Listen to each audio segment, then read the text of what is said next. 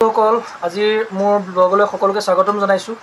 Uncut Bhaskar YouTube channel আপোনালোকে সকলোৱে চাই আছে। বহুত বহুত ধন্যবাদ জ্ঞাপন কৰিছোঁ। আচলতে ইমান কম সময়ৰ ভিতৰত আপোনালোকে মোক সঁহাৰি জনাইছে, যথেষ্ট মৰম চেনেহ দিছে, গতিকে বহুত বহুত ধন্যবাদ জ্ঞাপন কৰিছোঁ সকলোকে। আৰু আপোনালোকৰ আশীৰ্বাদত আমাৰ 400 ইউটিউব ফেমিলি সম্পূৰ্ণ হৈছে, গতিকে সকলোকে মই ধন্যবাদ জ্ঞাপন কৰিছোঁ। প্ৰত্যেকজন মোৰ ছাবস্ক্ৰাইবাৰকে ধন্যবাদ জনালোঁ মোৰ ইউটিউব ফেমিলিত সংযুক্ত হোৱাৰ বাবে। এতিয়া আজি এটা বিশেষ কাৰণত এই ব্লগটো মই বনালোঁ। আৰু আগত আপোনালোকে মোৰ ব্লগবিলাকটো চাইছেই, সেইখিনি অলপ বেলেগ, এইটো অকণমান বেলেগ ধৰণৰ এটা ব্লগ মই প্ৰস্তুত কৰিছোঁ। আৰু সকলোৱে মোৰ লাইভত আহিছে, লাইভ মোৰ চাই আছে, 2-3 ঘণ্টালৈকে লাইভ আছোঁ। আপোনালোকে 2-3 ঘণ্টালৈকে মোৰ লাইভ চাইছে, গতিকে কি বুলি আপোনালোকক কৃতজ্ঞতা জনাম। বছ এটাই ক'ব বিচাৰোঁ, সদায় আপোনালোকে আমাৰ লগত এনেকৈ থাকক।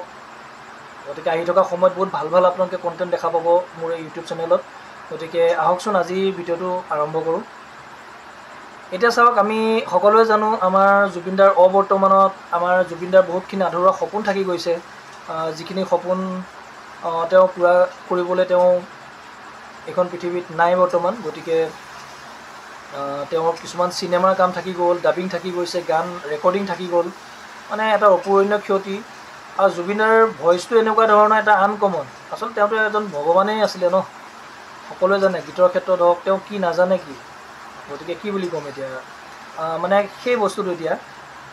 গতিকে এই ভিডিঅ'টো আপোনালোকে খুব শ্বেয়াৰ কৰক, যাতে মানস ৰবীন দাহঁতৰ নিচিনা প্ৰযোজক পৰিচালকসকলে দেখা পায়, বা গৰিমা বড়োৰ দৰে ডাঙৰ মানুহে দেখা পায় তেওঁলোকে। কাৰণ এই চিনেমা জগতৰ লগত থকা শিল্পী সমাজকো মই কৈছোঁ, যদি পাৰে আপোনালোকে এই ভিডিঅ'টো চাব এবাৰ, আৰু যদি পাৰে আপোনালোকে এবাৰ শ্বেয়াৰো কৰি দিব। আপোনালোকক মই ক'ব বিচাৰোঁ যে সেই আধৰুৱা সপোনখিনি আমাৰ জুবিনদাৰ পূৰণ কৰিবলৈ হ'লে আমাৰ হাতত মই এটা ৰাস্তা দেখা পাইছোঁ।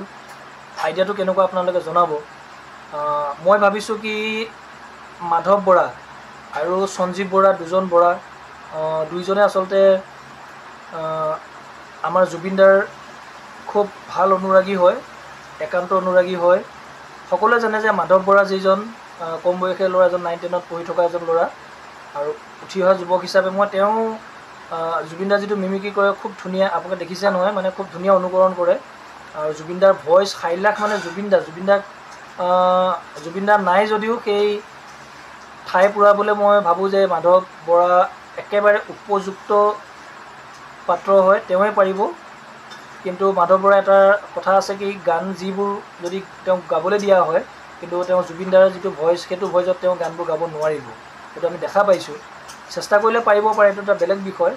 কিন্তু মাধৱ বৰাই সেই ডাবিঙৰ কামখিনি কৰাব পাৰিব যদি গৰিমা বৌয়ে যদি ইচ্ছা কৰে। কাৰণ গোটেই কথা কিন্তু গৰিমা বৌয়ে জানিব ইয়াত ক'ত কি আছে, কেনেকৈ, নহয় জানো? সেইটো কথা ক'ব বিচাৰিছোঁ। গতিকে মাধৱ বৰাক লৈ সেই কামখিনি কৰিব পৰা যাব। আৰু আন এজন হৈছে সঞ্জীৱ বৰা। সঞ্জীৱ বৰা মই যিমানলৈকে জানো তেওঁ মৰিগাঁও হয়। সঞ্জীৱ বৰা তেওঁ খুব ধুনীয়া গান গায়। জুবিনদাৰ যিটো ভইচ, সেইটো ভইচত হাইলাখ জুবিনদাৰ দৰে ভইচ হয়। খুব সুন্দৰ কণ্ঠ, কোকিল কণ্ঠ, খুব ধুনীয়াকৈ গান গায়। গতিকে কিন্তু সেই সঞ্জীৱ বৰাৰ একেটা প্ৰব্লেম, মানে সঞ্জীৱ বৰাক যদি আমি ডাবিং কৰিবলৈ দিওঁ, তেওঁ জুবিনদাৰ সেই ভইচটো, যিটো কথা কোৱা যিটো ভইচ, মানে সেইটো তেওঁ কৰিব নোৱাৰে। মানে জুবিনদাৰ ভইচটোত ক'ব নোৱাৰিব, কিন্তু গান হাইলাখ জুবিনদাৰ দৰে গায়। গতিকে মই ভাবোঁ মাধৱ বৰাই যিটো নোৱাৰে সেইটো সঞ্জীৱে পাৰে, সঞ্জীৱে নোৱাৰাটো মাধৱে পাৰে। গতিকে আমি বিচাৰোঁ যে এই দুইজনক, অসমৰ সকলোকে কৈছোঁ, শিল্পী সমাজক কৈছোঁ, অসমৰ প্ৰযোজক, পৰিচালক, গীতিকাৰ, সুৰকাৰ যিসকল আছে সকলোকে মই এই চেনেলৰ যোগেদি অনুৰোধ জনাইছোঁ যে এজন অসমীয়া ল'ৰা হিচাপে তেওঁলোকক আগবঢ়াই নিয়ক। আপোনালোকক কিঞ্চিত মৰম আৰু চেনেহে তেওঁলোকক এটা পোহৰ তেওঁলোকৰ জীৱনলৈ ঘূৰি আহিব, কিছু আগবাঢ়ি যাব। কাৰণ এনেকুৱা প্ৰতিভা আচলতে প্ৰচাৰ বিমুখ হৈ থাকে, যিটো কাৰণে তেওঁলোকে আহি থকা পৃথিৱীখনত তেওঁলোকে সেই সপোনবোৰ দেখিলেও তেওঁলোকে সেই খোজটো দিব নোৱাৰে। গতিকে সেই সুবিধাকণ সেই যুৱক দুজনক আপোনালোকে দিয়ক বুলি মই ভাবিছোঁ। আৰু যদি আপোনালোকে সেই কামটো কৰে, তেতিয়া ইয়াত আমাৰ দুই পক্ষই উদ্ধাৰ হ'ম। যেনেকৈ যদি তেওঁলোকে কৰে, তেওঁলোকে এখন ঘৰ চলিব সুচাৰুৰূপে, এটা ভাল চিনাকি হ'ব, তেওঁলোকে জীৱনটো এটা গতি পাব। লগতে সেই জুবিনদাৰ যিখিনি আধৰুৱা সপোন আছিলে সেইখিনি পূৰণ হ'ব। আৰু তেতিয়া মই ভাবোঁ কি এক্টিংটো জুবিনদাৰ যদি বেলেগেও কৰে কথা নাই চাগে, কিন্তু ডাবিং আৰু গান গোৱাটো বহুত টান কাম, যিটো বৰ্তমান সময়ত মই দুজনকে দেখা পাইছোঁ। গতিকে সকলোৱে এবাৰ ভাবি চাব। মইতো এটা মনৰ কথাহে কৈছোঁ, বাকী কিন্তু আপোনালোকৰ ওপৰত কথা। আমি সাধাৰণ মানুহ, আমাৰ কথা হয়তো আপোনালোকে মানিবও পাৰে, নামানিবও পাৰে। মই খালি আপোনালোকক উনুকিয়াই থ'লোঁ কথাটো, যে এনেকুৱা কিবা কৰিব পৰা যায় নেকি, বা আপোনালোকে কিবা কৰিব চেষ্টা কৰে নেকি। যিহেতু নিউজ লাইভকো কৈছোঁ, নিউজ লাইভ যিটো আমাৰ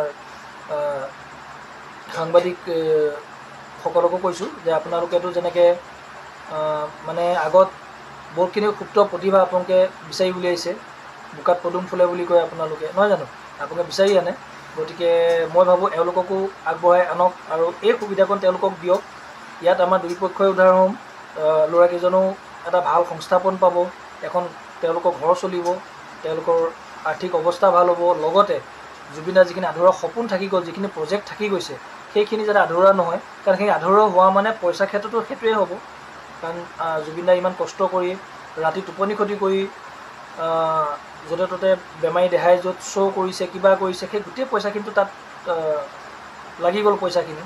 গতিকে এতিয়া তেনেকুৱা বিশেষ কি উপায় আছে। গতিকে সকলোকে মই অনুৰোধ কৰি জনাইছোঁ যে সকলোৱে আপোনালোকে কথাটো এবাৰ চিন্তা কৰি চাব, আৰু যদি আপোনালোকে ভাবিছে যে কথাটো ঠিকেই আছে বা এইটো গ্ৰহণযোগ্য হয়, গতিকে আপোনালোকে কমেণ্টত গৈ লিখিব তলত আপোনালোকৰ মতামত দাঙি ধৰিব, আৰু যিমান পাৰে ভিডিঅ'টো শ্বেয়াৰ কৰক, যাতে আমাৰ শিল্পী সমাজ, প্ৰযোজক, পৰিচালকসকল, গীতিকাৰ, সুৰকাৰ, লগতে আমাৰ গৰিমা বৌৰ দৰে যিসকল আছে সকলোৱে দেখা পাওক। গতিকে এইখিনিয়ে মই আজি ভিডিঅ'টো ক'বলগীয়া কথা আছিলে। গতিকে সকলোৱে এবাৰ বাছ বিচাৰ্য কৰি চাব, কথাটো কেনেকুৱা পাইছে জনাব, আৰু আমাৰ ভিডিঅ'ত সদায় এনেকৈ মৰম দি থাকিব বুলি আশা কৰিছোঁ। আৰু সকলোকে হাতযোৰ কৰি কওঁ, আজিৰ দিনত মোৰ 438জন ছাবস্ক্ৰাইবাৰ হৈছে, মানে মোৰ ফেমিলি গঠন হৈছে। গতিকে আৰু অলপ আছে, অলপ সহায় কৰিলে মোৰ 500 ছাবস্ক্ৰাইবাৰ আজি সম্পূৰ্ণ হ'ব।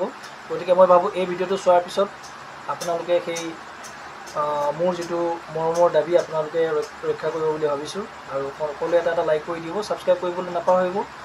পুনৰ এটা নতুন ব্লগত বা মোৰ লাইভত আপোনালোকক লগ পাম।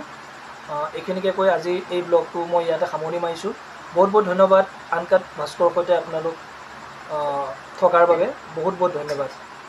Thank U.